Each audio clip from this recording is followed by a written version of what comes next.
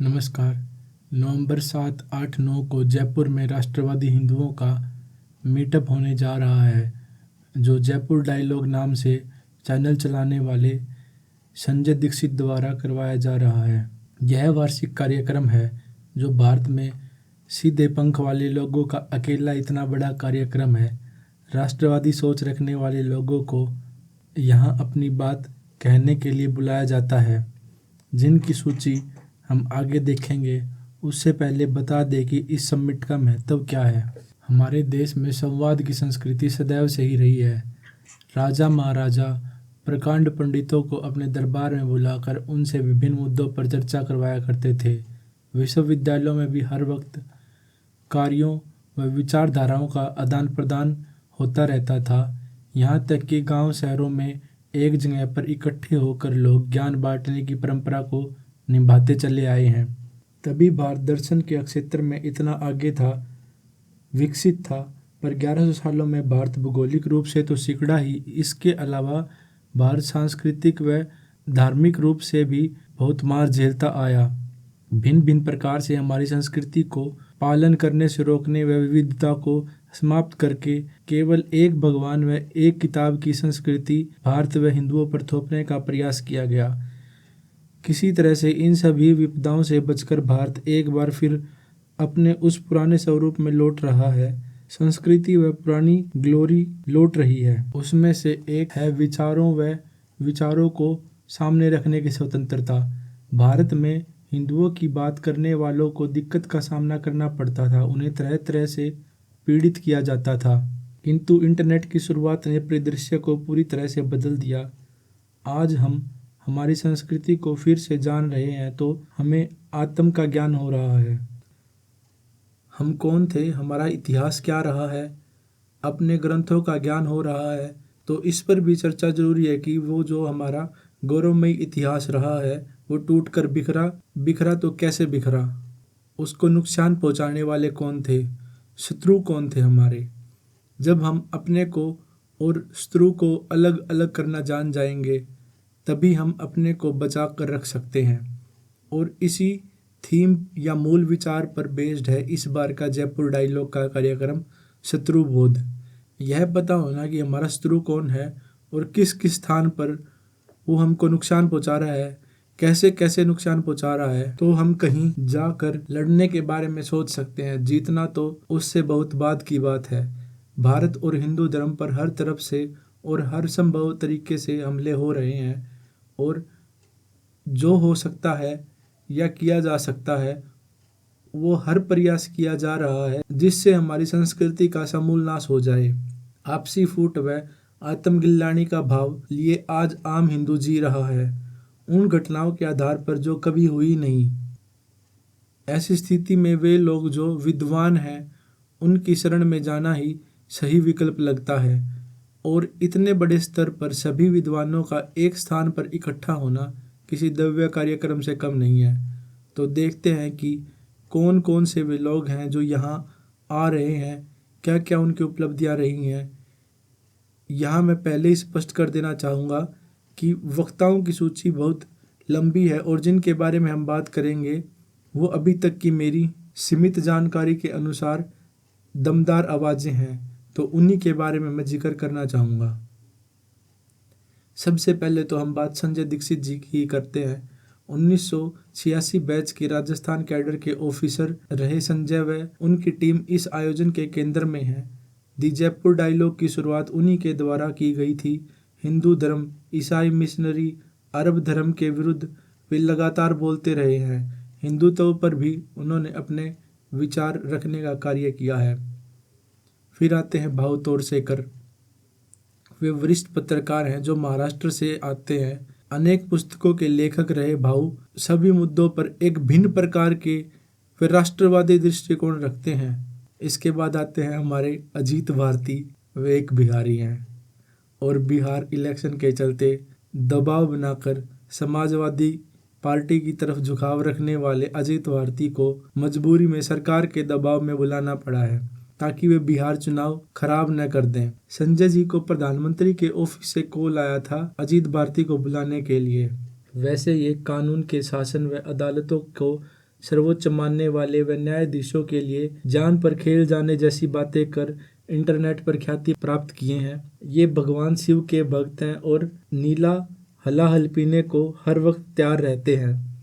जवानी में ही इनकी आंख में व लीवर में जानलेवा इन्फेक्शन होने से ये केवल नीले रंग को ही देख पाते हैं। इसके बाद आते हैं हमारे सम्माननीय श्री विष्णु शंकर जैन जी। विष्णु जी एक महान व्यक्ति हैं जिनका इंट्रोडक्शन देने में ही सारा वीडियो निकल सकता है। ये तथा इनके पिता हरिशंकर जैन भारत माता के सच्चे सपूत हैं। आज हम हिंदुत्व व अपने मंदिरों के बारे में जो जानते हैं उन सभी मंदिरों के लिए हिंदुओं का पक्ष रखने वाले यही पिता पुत्र की जोड़ी है। ज्ञानवापी का केस हो, मथुरा का केस हो, संबल आदि इसके उदाहरण हैं। राम जन्मभूमि में भी इनका सहयोग रहा है। पेशे से ये वकील हैं। इसके साथ साथ समाज में जागरूकता फैलाने का कार्य भी आप करते रहते हैं। जितनी लड़ाई आपकी अदालत में रहती है उतनी ही लड़ाई आपकी बाहर समाज को जागरूक करने में भी रहती है। आपकी एक बहुत बड़ी भूमिका है।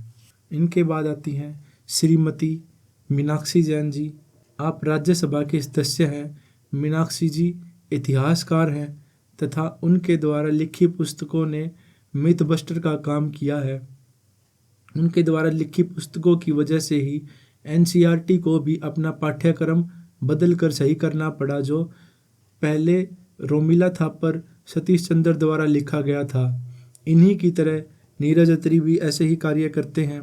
उन्होंने भी हमारी इतिहास की पुस्तकों को बदलवाने का कार्य किया और इस्लाम और क्रिश्चियनिटी के बहुत ही अच्छे जानकार हैं और हिंदुत्व के लिए बोलने वाली एक प्रखर आवाज़ है।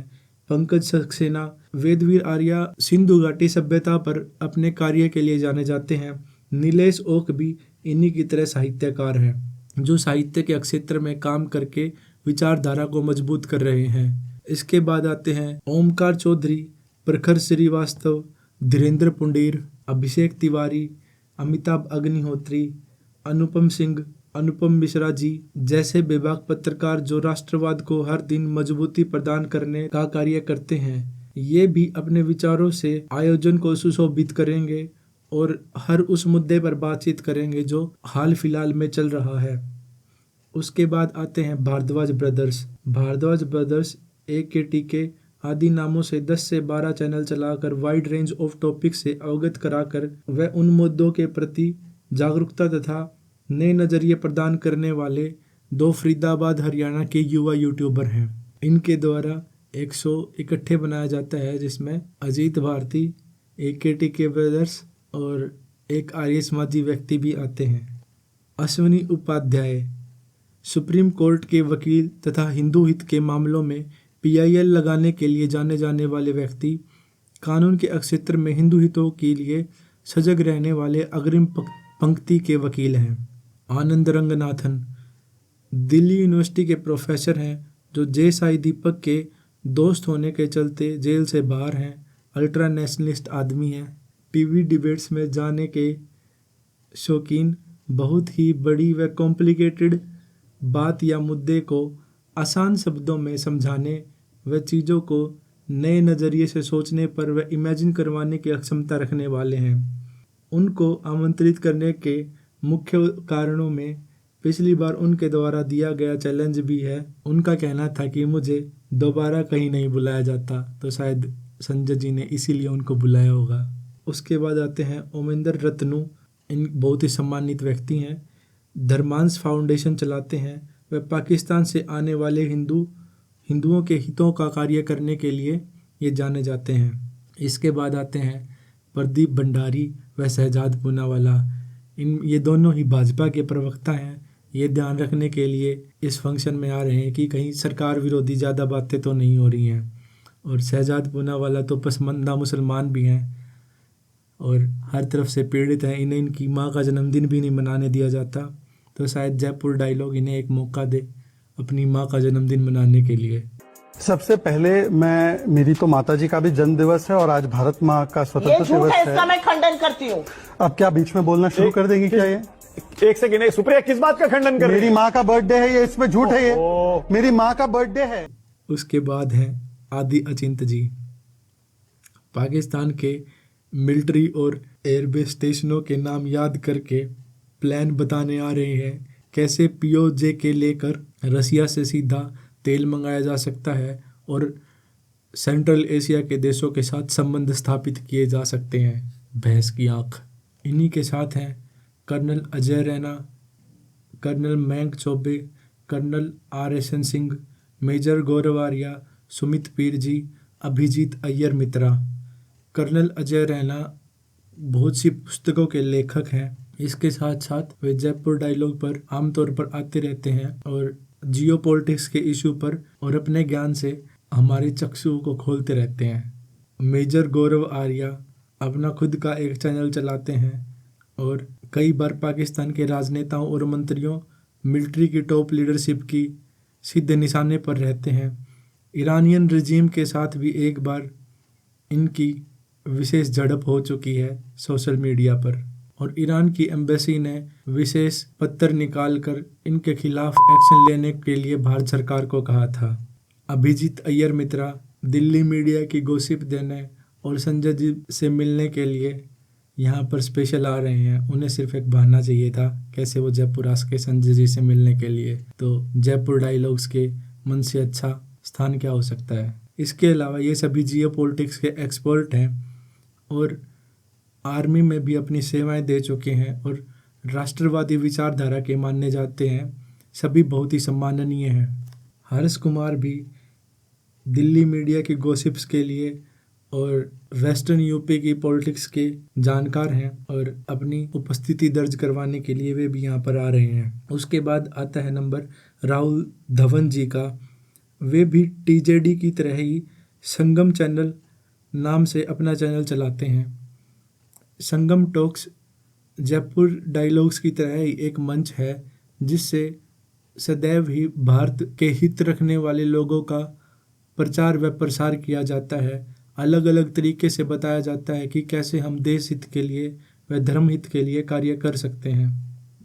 इनके बाद आते हैं हमारे बाबा रामदास जी। बाबा की खासियत ये है कि वे 3-4 एक्सेंट बोल लेते हैं, हरियाणवी, भोजपुरी और पंजाबी, और हर वक्त स्टायर के मूड में रहते हैं, हर वक्त गुस्से में रहते हैं। फिर भी वो एक साधु हैं तो हमारे लिए सम्माननीय हैं। उनको बुलाए जाने का मुख्य कारण है हरियाणा व कुलदर्गी में उनकी प्रेडिक्शन जो हर किसी से भिन्न थी और बिल्कुल सही थी।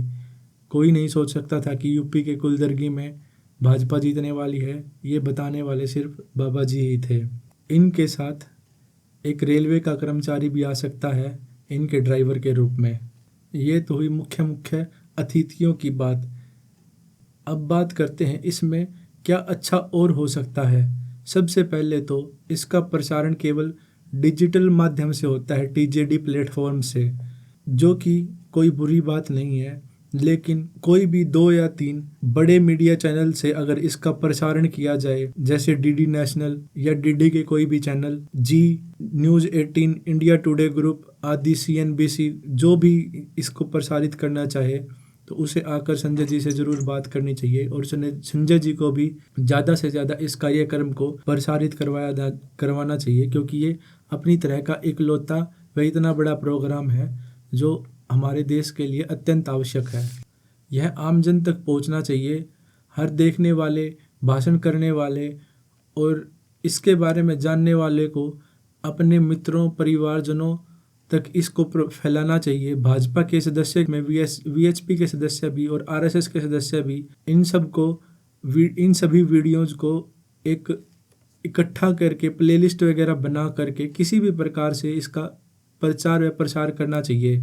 इसके बाद एक महत्वपूर्ण चीज़ आती है इन सभी की सुरक्षा, इस प्रोग्राम की सुरक्षा, क्योंकि ये सभी कोर हैं उस माध्यम के जो बहुत बड़े वर्ग के सामने वैचारिक ढाल बनकर खड़ा है। तार्किक जवाबों के साथ ये पक्ष को मजबूत करते रहे हैं तथा हर बात की काट करते रहे हैं जो भी वार हमारे धर्म या देश पर होता है।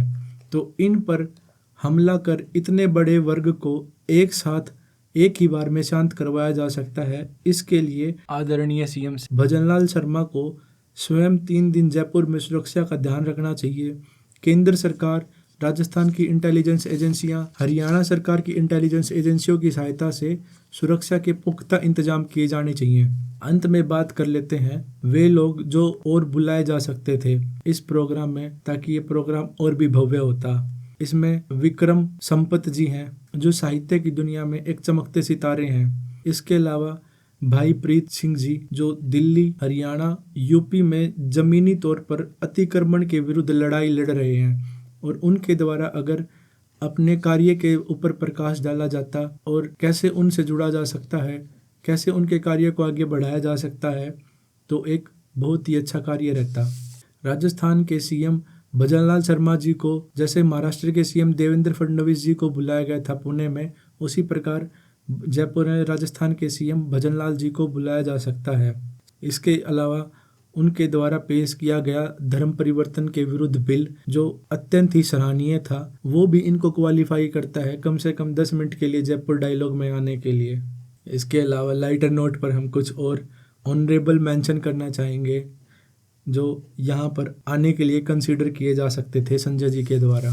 उनमें सबसे पहले हैं हिंदू हृदय सम्राट भाई दलीप जी मंडल, आरक्षण वाले। इसके बाद राम व सीता भगत मोहन यादव जी, एमपी वाले। हिंदूवादी अंबेडकर के घोर समर्थक अमित जी मालविया, आईटी सेल वाले। और सामाजिक एकता के नारे के साथ 100% दलित वोट पर जीत कर आने वाले दी ग्रेट यूपी के नगीना से सांसद और भारतीय सेना से भी बहादुर अर्जुन के ज्येष्ठ भ्राता भीम सेना के सेनापति, उनको भी बुलाया जा सकता था। और लास्ट मेंशन सच्चे, कर्मठ, सेल्फ मेड, देशभगत, विद्वान, विवेकशील, सामाजिक एकता के उत्थान के प्रणेता, हर हार के बाद गुफा में जाकर तपस्या करने और चींटी या मकोड़ों से प्रेरणा लेकर कभी न हार मानने वाले, विदेशों में जाकर तपस्या करने वाले व कभी न जीतने वाले, पूरे देश के मजे के लिए सोचने वाले, ऐसे महान व्यक्ति जो उन दो महान संस्कृतियों के मिलन से पैदा हुए दिव्य पुरुष हैं, जो एक यूरोप में है और एक भारतीय उपमहाद्वीप में, जिनमें हर धर्म का अंश है तथा वे श्रेष्ठ कुल के ब्राह्मण हैं। इतने श्रेष्ठ ब्राह्मण को अब वैचारिक वार्तालाप के लिए नहीं बुलाते हैं। मेरे ख्याल से तो ये सिर्फ जयपुर डायलॉग का ही नुकसान है। पता नहीं संजय जी को सफ़ेद टी शर्ट से इतनी नफरत क्यों है। ये मोटा मोटा सा ओवरव्यू है जेडी समिट का। इसके अलावा अगर आप कहेंगे तो इवेंट जो 3 दिन तक चलेगा और एक ही स्थान पर 3 अलग अलग जगह पर भी चलेगा, उनके बारे में और विस्तार से बात की जा सकती है। अंत में कहेंगे कि आर्य समाजियों को न बुलाकर माहौल को शांति प्रिय बनाए रखना एक अच्छी बात है। कृपया चैनल को सब्सक्राइब करें, लाइक करें और वीडियो को शेयर करें ज़्यादा से ज़्यादा।